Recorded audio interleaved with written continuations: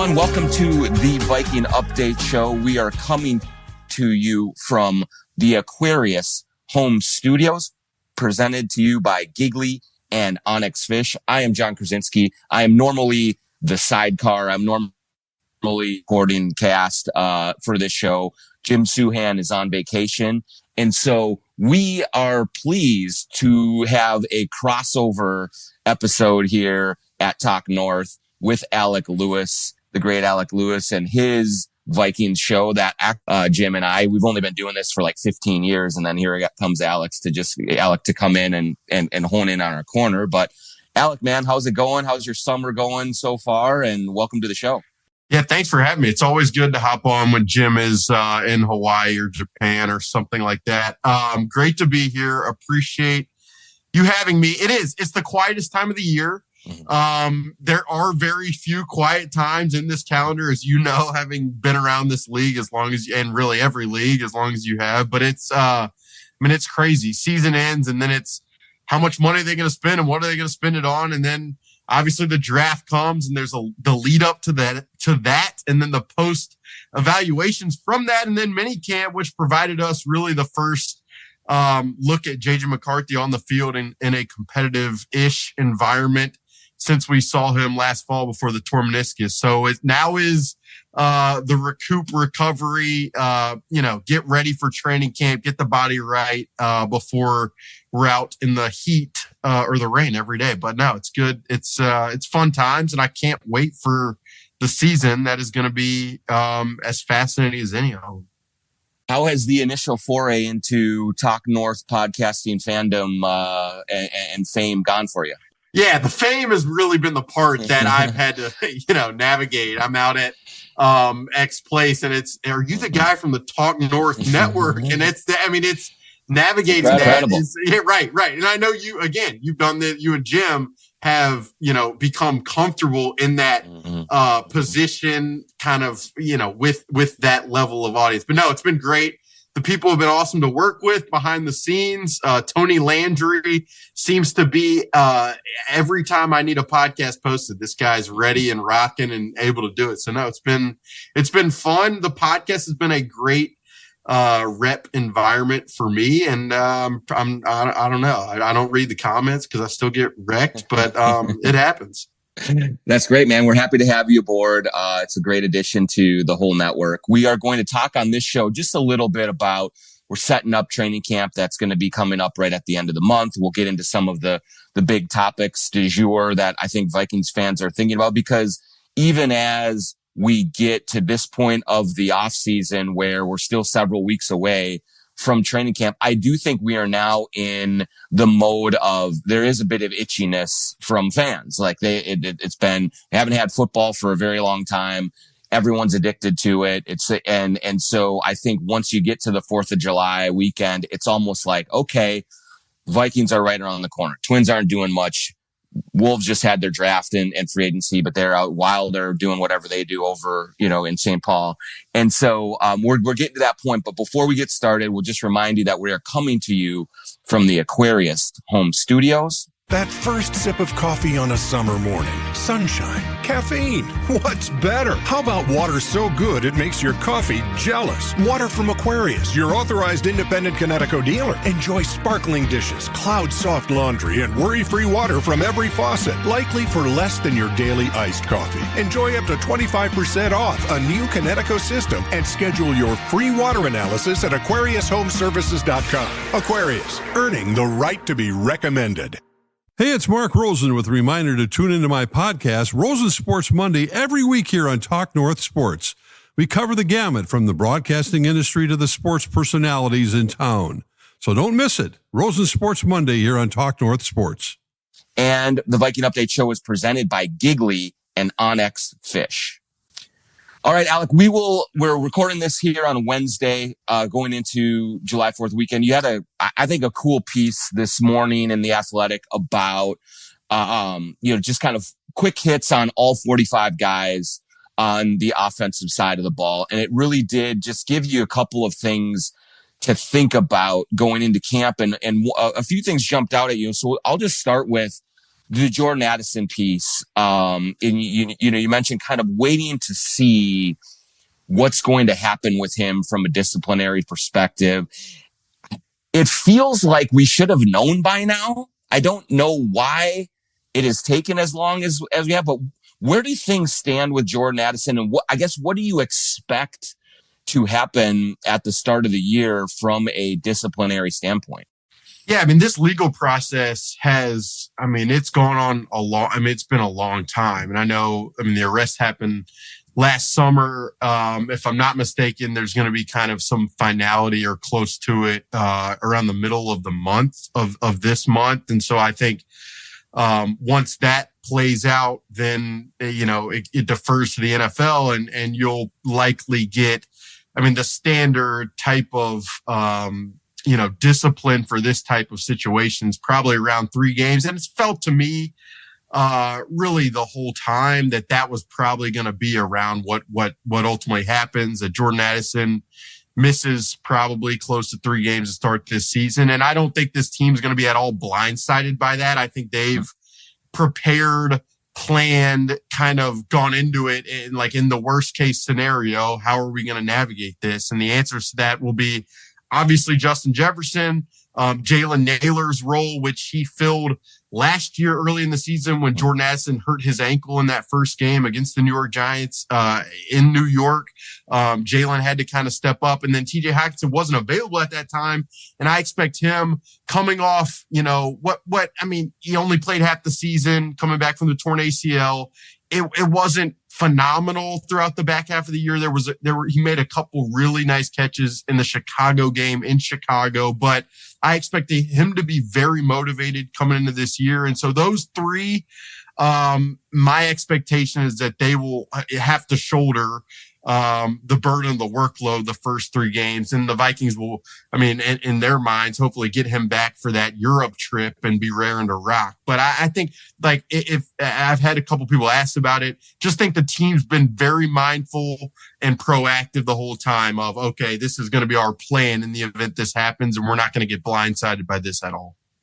I was, reading your piece again this morning. I've totally forgot about Rondale Moore. And I'm just a little bit at least intrigued by, if you do look at, hey, Addison's out for 3 games, obviously Naylor is the guy who steps up, but then you need to backfill a little bit there too. What have you seen or what have you heard from where Moore is at physically? I just remember him with the Cardinals being a dynamic player when he was right. And so, it makes sense for me that for the Vikings to take that flyer on him. But what do you think about him and where he might at least fit in, maybe even just early in the season while Addison is out or something like that? No, it's a great point. He didn't participate fully this spring, so I really haven't seen him in real meaningful activity. But what I will say is behind the scenes, it sounded like they felt very comfortable with him progressing and getting into training camp and having a pretty clear opportunity to show them how quickly he's picked up the offense, to show them how he can apply some of the skills that you see if you just turn on the highlight film with him. I go back with this guy. He played at Purdue in college. Yeah. Purdue played Mizzou when I was at Mizzou. And I remember David Blau threw for 500 yards against Mizzou, and Rondale Moore had it was like he had 50 catches in the game. It's like, who is this guy? How is Purdue doing this? And a lot of that was probably a reflection of Missouri and their inability to be very good. But Rondale Moore, look, the injury last year that he suffered before the season was it's your classic compound fracture or compound torn ACL, but an MCL, but it was a brutal one. It's taken a lot of work for him to get back. And so it is going to be interesting. And I think you're apt to bring it up because he gives you a skill set that is just different. It's quick screens out of the backfield. It's, orbit motion behind the play and getting him the ball in space. It's certain quick hitters that probably this offense and this staff is going to really want to supply to JJ McCarthy early on so that he's not having to drop back and play quarterback 40 times a game, just as he gets his feet wet. So it's going to be He'll be a guy in training camp. If you were to power rank list of 45 guys to watch, which apparently I can do that, Rondale would be pretty high just in terms of wanting to see what he's capable of. Is it the expectation that come training camp he will be full go, or what do you think about just where he's at physically right now? Yeah, I think I would definitely be surprised if we got into like the first week of training camp and he wasn't out there on the field. Now they with this injury, really going back a ways, they take it very methodically. Like the TJ Hawkinson, you'll remember, as they were, pinpointing when is he going to come back? Is it this week? It's the same with Christian Darrisaw right now. They're like, this guy is crushing his rehab. You talk to anybody and they'll just rave about his progress. And so as someone who covers it, the fans listen to this, you're probably like, well, can he be ready for week one? It's just, they don't love pushing it if it doesn't absolutely make sense at the time. So Rondale, I would say I'd expect him to be out there early on in training camp. Yeah. Yeah. And to complete kind of the triage segment of this podcast, like with Darrisaw, you did mention in the piece, like maybe week one, maybe not. What's kind of the outlook on there? Cause it did seem like there was certainly a lot of excitement when he was on the field a little bit in June, and that was really encouraging. What do you think about his outlook for being ready right when the season begins? Yeah, when we walked out to the field, it must have been early June probably. Yeah. He was out there. It was like you had to pull out was it 1 month, 2 months? It's like how quick did that happen? And again, the everything you hear about the way he's attacked this thing is everything you'd want to hear about, just a guy who had already signed his extension. Is he going to be voracious and working back from it? Sounds like he definitely has. And with the way he's pushed, the timeline probably puts you around September. And then it becomes a question of how comfortable are they with Justin School, this backup that they signed who played last year in Tampa Bay, and he played pretty well. Like, would they be okay having him step in for 2 weeks and slow play it with Christian Darrisaw? Or if he's just banging down the door, Christian Darrisaw, maybe you just let it happen, knowing that you want to give J.J. McCarthy the best start from a protection standpoint. So it kind of goes back to the Rondale conversation of, I just don't think they want to push these guys to an unrealistic or just an unintelligent limit. But with the way he's gone about it, I wouldn't be really surprised at anything. I just know they like giving guys as much time as possible. Yeah. We're going to take a quick break here and come back, and then we'll get into kind of a little bit of J.J. McCarthy. We'll talk cornerbacks. We'll do a little bit more of the red meat. But first, I will remind you that Giggly is a presenting sponsor of this program, as is Onyx Fish. And now Jim Suhan will tell you about Giggly and Onyx Fish. I want to tell you more about Giggly THC beverages. Use the promo code Giggly North to get a discount on your first order. And also go to the website. If you've already used Giggly North, every time you go to the website, they have some kind of a deal going on. I recommend starting with one of their variety packs because I like all of the cocktail flavors. I like alternating, and they all taste great. And what you have to remember here, this is a way to drink something that tastes good and that relaxes you, that is healthy, gluten-free, vegan, made with fruit juice, and will not give you a hangover, will not leave you feeling lethargic the next day. They have ashwagandha and ginseng in there. Now they are selling gummies and chocolates. They also have seltzers and teas. I just love it all. Mostly for me, it's the cocktails that I get to drink something that tastes like a cocktail on a weeknight and know that when I wake up at 6 a.m. to walk the dogs, I'm going to feel really good. I'm going to hop out of bed because I don't have a hangover. It's a great way to live. So they are selling them at Quick Trips. They also deliver it nationwide. So go to giggly.com, GIGLI.com. Use promo code Giggly North for your first order to get a discount. Keep coming back to the website. You'll find other discounts and enjoy it. I really enjoy this stuff. And I think you will too.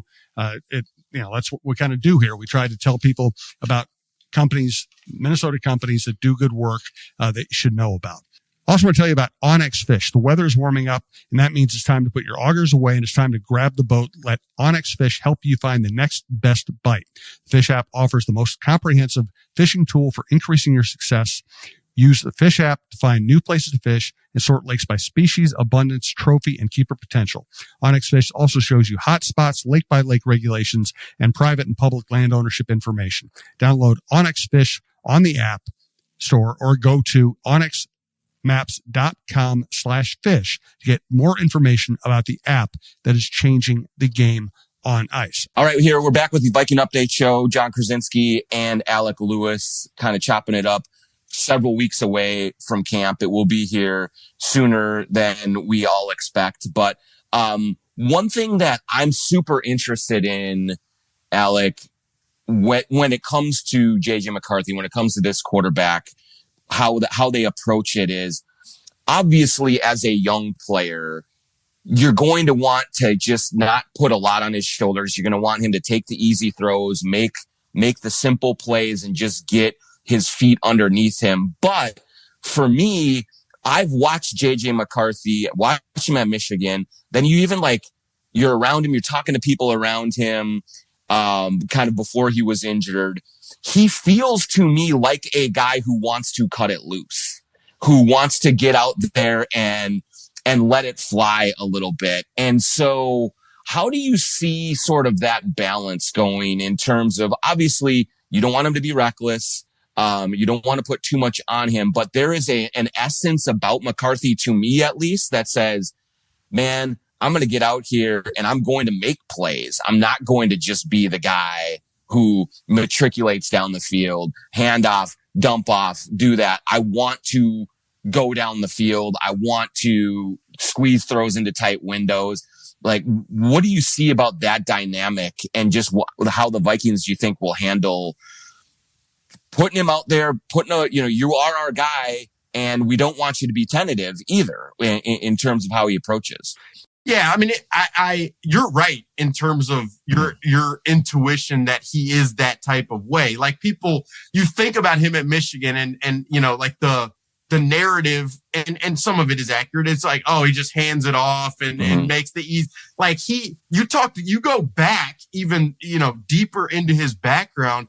When he was at IMG Academy, they gave him the keys to the car where he's calling plays on the field. He was the one calling play. It was like his operation. He was inputting plays into the practice script because they wanted to give him the license to do that. And on the field, when he is playing, he does want to create. You saw it in the preseason game last year where he rolls out to the right. He tries to feather the ball over the top of Jack Jones. It didn't work out, but it leads me to the answer of the question is I think some of it is just has been trial and error over these last few months of let him do what he feels like is the right thing to do. See if it works. See what doesn't work.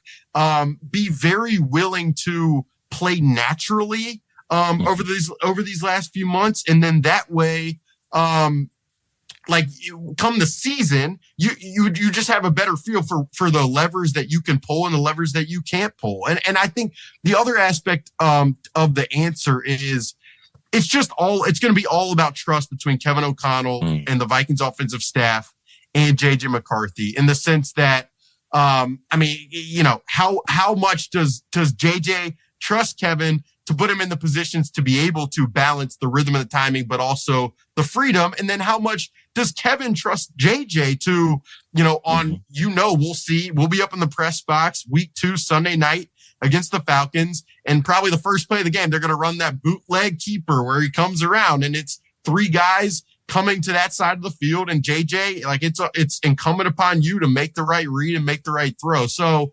it's all in my opinion, and in talking to people around it, it's going to be all about trust, between those two sides. And I feel like they spent this entire spring developing that the same way that last year, people would ask, why is Sam Darnold getting so many of these reps? Why isn't it? Part of it was because in the event that Sam started, which was always probably going to be the case, they needed, the coaching staff and Sam needed that level of trust. So, it's going to be, there's no question that as the season begins, there are going to be points at which JJ is trying to create, has the confidence in his arm, throws the ball over the middle of the field, it's deflected or it's picked out.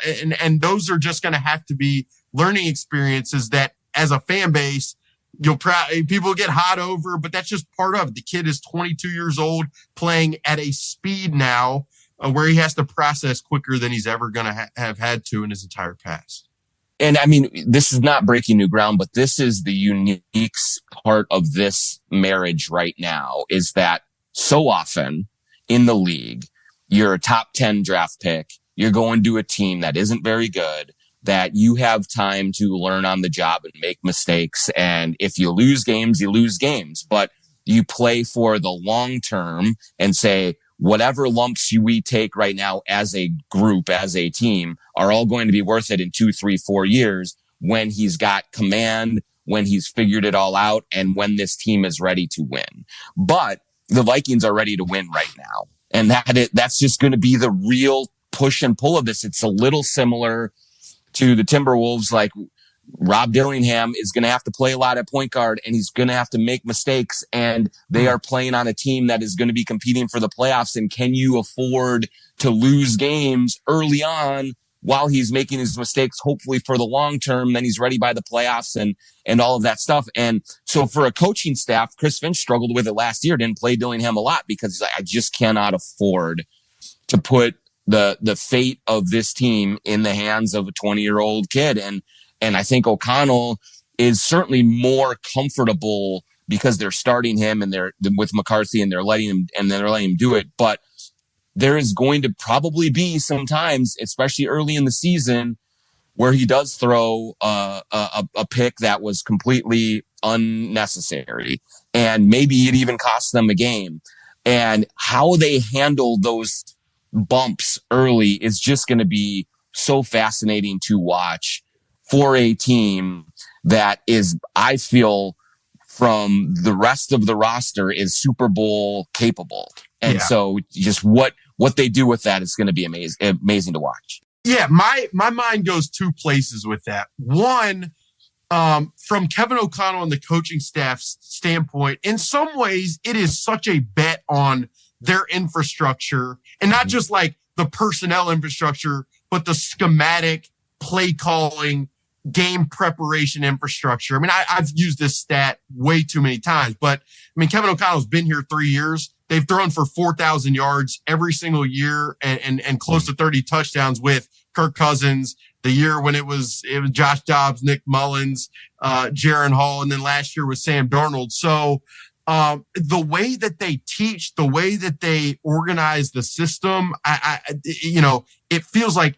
gives them such a conviction that even with the road bumps, they will, the floor will live at a certain point. But the other place that my mind goes with this conversation is the run game better be, it better be potent. You better allocate time to it. It better be something you can fall back on, and not just this ancillary piece, because you just have to give yourself as many opportunities to be able to move the ball efficiently in this situation. And it's something we've talked about time and time again. I'll never forget. First year, I cover the team, season ends. We're in Indianapolis at the Combine. We're sitting at a ballroom on the third floor of the JW Marriott, and Kevin O'Connell, we got to run the football better. And then what do they do that offseason? They signed Josh Oliver, the blocking tight end, which Josh is great. He's been great. He was extended recently. He's one of the best run blocking tight ends in the NFL. But from a result standpoint, with Alexander Madison that year, it did not show. And then last year, they signed Aaron Jones, and Aaron had a great year, but the run game still has left a lot to be desired. You look around the league, the Tampa Bay Bucks, the way they ran the football. You can name a lot of different teams. If that aspect of this team if opponents do not fear that aspect of this team, this bet they're trying to make with a roster that is as good as it is, and a quarterback who is as young and inexperienced as JJ is, it's going to be that much more difficult for that bet to go right. Do you think O'Connell has that in him to be 3 yards in a cloud of dust if he needs it? Do you think that when it all comes down to it, that, yep, I'm going to swallow not the pride. I'm just going to he wants to go for the jugular. We've seen the stats. The Vikings go down the field more than any team in the league.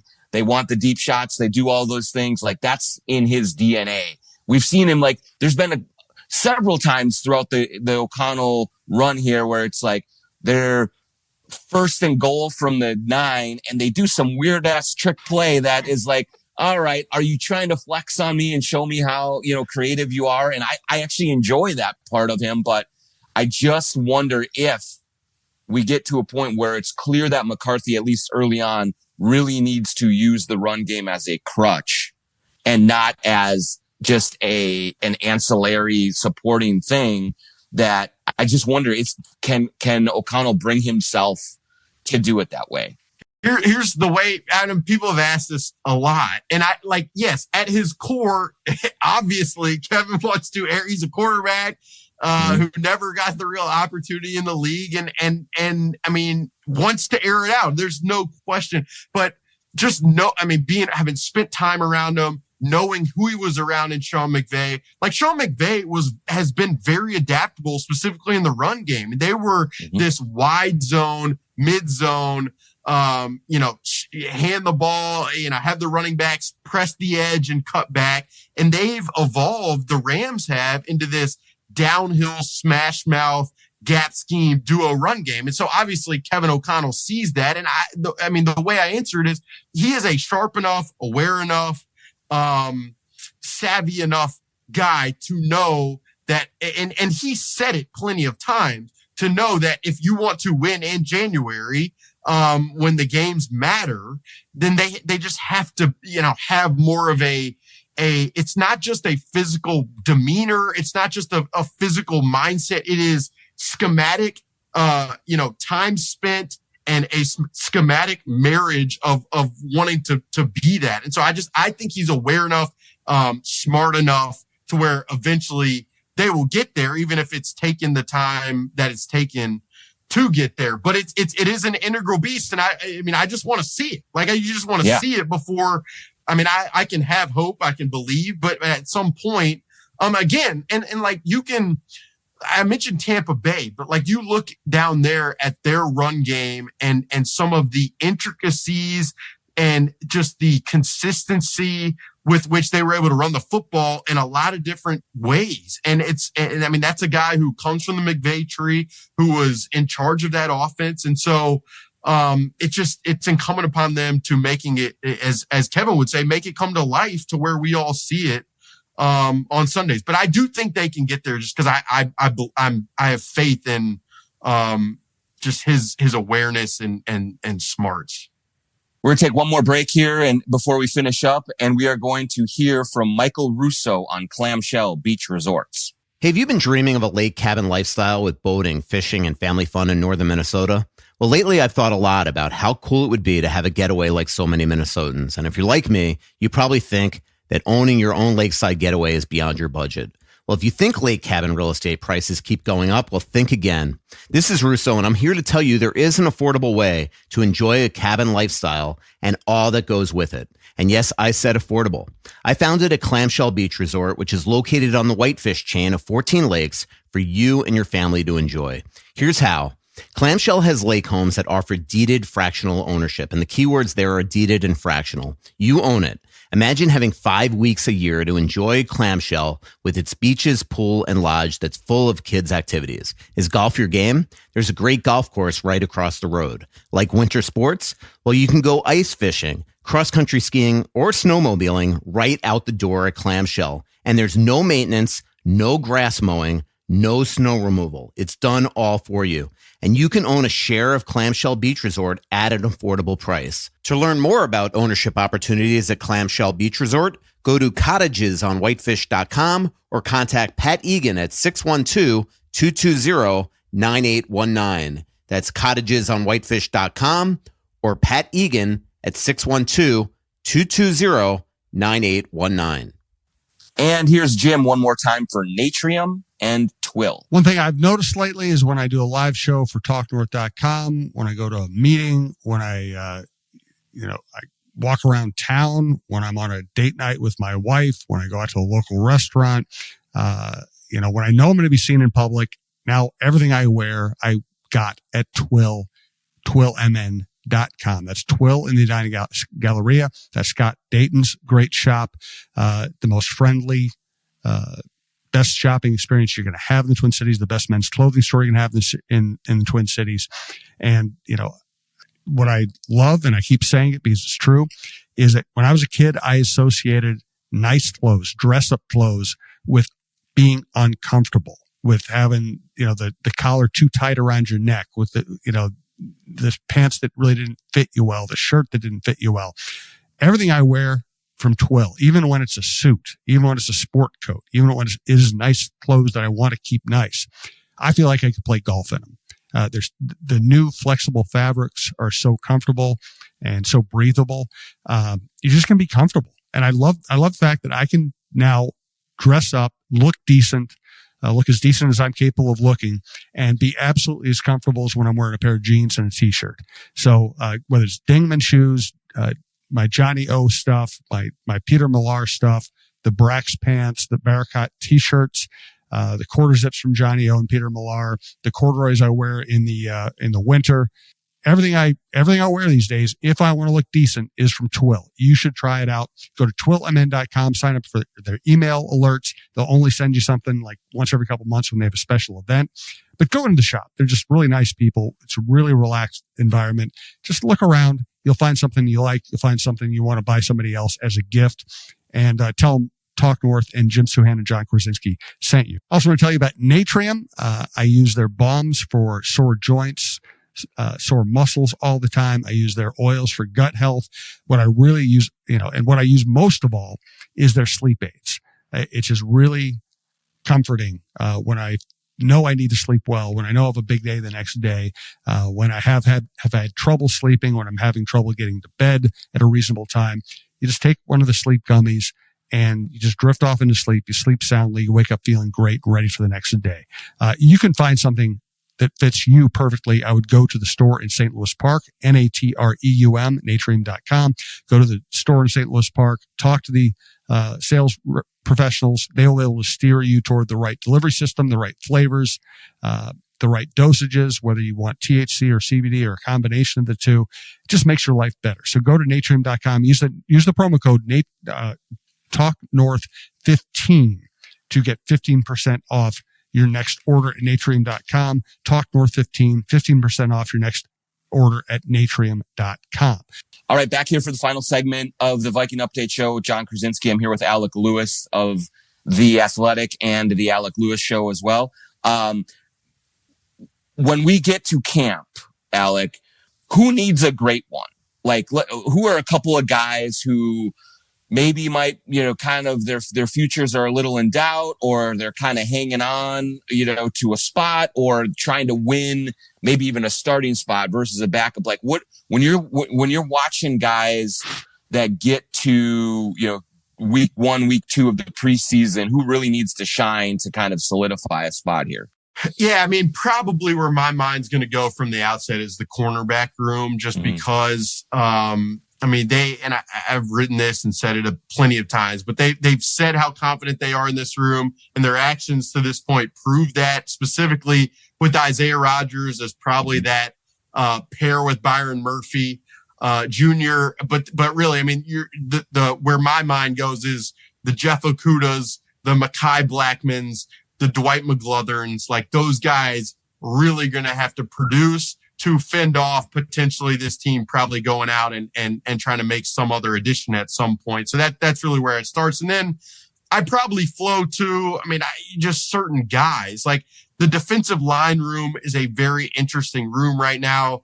After signing Jonathan Allen and Javon Hargrave, Harrison Phillips, who they extended last year, like what's his role day to day?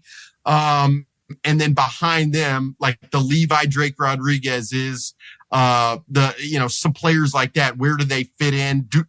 How do they fit in? Do they fit in? And then just bouncing around the roster, like Brian Asamoah, linebacker, Ty Chandler, running back, The back end of that receiver room is going to be pretty interesting. So there's a lot of places, but I just start with the cornerback room because when you have a team, and you said it right, that has a roster that is this loaded and yet so uncertain at what is unquestionably a key position, it's hard not to. That's why I understand why some of the fans, it's like, what is this position? Mm-hmm. Now, Brian Flores, I know, has a lot of faith in Isaiah Rodgers. But you're betting a lot, obviously, on guys who have not been consistent producing starters over the last few years. At this point in the offseason, with some of the other moves that we have seen happen, what do you, if the Vikings have to go out and find another cornerback, who would you think is going to be front of mind for them? And who is available that could say, hey, yeah, this guy makes sense here if, they look and it's like, oh boy, we need some help here. Yeah, I mean, the obvious starting points are the guys in the free agent market. Asante Samuel Jr. is a name that's come up a billion times in the space, and he's navigated some injury stuff. He's also had, some agent changes. There's been a lot kind of with him, but I if he could prove it out health-wise, he is a very good fit with this Brian Flores system. He's very, he's great in zone coverages. Reads the ball very well, and that's kind of how they play. And he's young enough probably to where his legs playing man coverage, he's capable. I mean, there are other names like Jack Jones, who off the field has navigated a lot over the course of his career, but played last couple of years in the Raiders system. The Raiders DC and Brian Flores are very, very close. And so he would have probably a very good feel, Brian Flores would, in terms of Jack Jones' ability. And then there's always the trade market. And there are certain names, probably mostly in the AFC that'd be interesting, but then you'd navigate, potential draft capital and they have gotten to a place where I think over the next couple of seasons, they really want to build draft capital. Like they've given it away, not given it away, but they've used it over the last 3 years. But now with a young quarterback and his contract increasing, having paid what they've paid to a bunch of these free agents, you need young players who are talented and come at a very easy, a much less cost to supplement the roster as a whole. So that's probably where I'd go in terms of the cornerback options. Yeah, that makes sense. The name that you mentioned in terms of great camp for me, I do think Ty Chandler feels like this is make or break, right? I mean, he's had several years here. I mean, he's got physical tools that intrigue you, but just has not been able to flash enough of that on the field. And then you bring in Jordan Mason, you have Aaron Jones, and you bring in some other candidates in their turn game as well. It just feels like for fans who have maybe, got to know him a little bit and also have hoped that eventually you'd see a little bit more of that speed and everything on display. It's just like, it's now or never for him. No question. And I mean, it's tough because you do go back 2 years ago in Cincinnati, he ran for 132 yards in that game. And over the course of, there have been many instances covering this team, and he was drafted the year I started in 2022, where it's like, man, this guy's got juice. Like, you might not always see it in practice and in training camp, but on the field, it just feels like he does. Now, the thing that you learn in time covering this league, and this, that position, you got to do a lot of different things. You got to catch the ball consistently out of the backfield, especially in this offense. You got to be able to run, pass block, pass protect in the backfield, as these defenses have gotten smarter than ever at scalpeling like your weak point. So, and then you mentioned the return game, which is this non-sexy thing that my colleague Kevin Seifer will be absolutely on top of come the season. But with where they are moving the touchback up and starting the ball at the 35, like, it is a potentially massive change in the league to where you could see more. Now, we've said this for years, where you could see more returns, and that's why they brought in your Silas Bullens. That's why Rondale Moore is an option there. Isaiah Rodgers even has been, he's worked in a little bit with that group. So there's no question Ty Chandler, it's the final year of his rookie contract. there's going to be a lot of eyes on him when training camp begins. Yeah, and it also speaks to what they've done ahead of him that makes it even tougher for him, because I think that in the past, in some of the running back rooms that he's been in, you at least can look at him and say, well, he has more juice. He's more dynamic than some of the guys that are in front of him. And that at least makes us feel like keep him around just in case. And like, let's keep this kind of what if right there for us. And just in case injuries, or we're underwhelmed by, the guys in front. But like now with Aaron Jones and Jordan Mason, like there's no advantage that Chandler has in terms of game breaker ability over those guys. Like he's going to have to win a backup spot in some other way other than, man, that dude can really fly. And none of our other guys can really bring it on that level. Yeah. Had they not acquired Jordan Mason, and let's say they drafted a player in the 6th or 7th round or what have you, you could even, you'd say, well, at least Ty Chandler's been in the system, so you know much more about what he's capable of. But the Jordan Mason move, and it's why I firmly believe that, we could look back months from now and be like, man, that was such a savvy decision on a Saturday night after the free agency week, where it just like surfaced, he's a restricted free agent with the 49ers, surfaced kind of out of nowhere. And they paid him for the next couple of years. Jordan Mason, every advanced metric would lead you to believe that this guy is really, really capable. And then, he's gigantic. First of all, you notice that out on the practice. Like John, when you come to training game, you'll be like, man, that guy's huge. Then the other aspect, he just has an ability from a vision standpoint that is probably just unteachable. But you fortified that group so much to where, in the event of injury, that's probably where you start to think about Ty Chandler. But I've even gotten to the place where, for as important as the run game is, to still have, in the event of injury, to still have Ty, if there's any uncertainty, it's just a tough place to live, knowing how important that phase of this team is going to need to be. Alec Lewis, you're awesome. I really appreciate you taking a few minutes here to hang out with us, have a little crossover episode. Now, soak up these last 2 weeks of freedom before the real hits the fan, and you're going for the next 6 months. So enjoy it, and I'm sure we'll be seeing you sooner rather than later. So. Yeah, no question. Thanks for having me, John. I appreciate it. Yeah, I'll get you off air on handling the fame of the Talk North radio network. But yeah, I'm headed to the resort that Russo has gotten for us. But no, appreciate having me. Always fun. And yeah, it's coming fast. A month from now, we will be in the throes of it. So back to the pool I go. All right. This has been the Viking Update Show. He's Alec Lewis. I'm John Krawczynski. We will talk to you next week.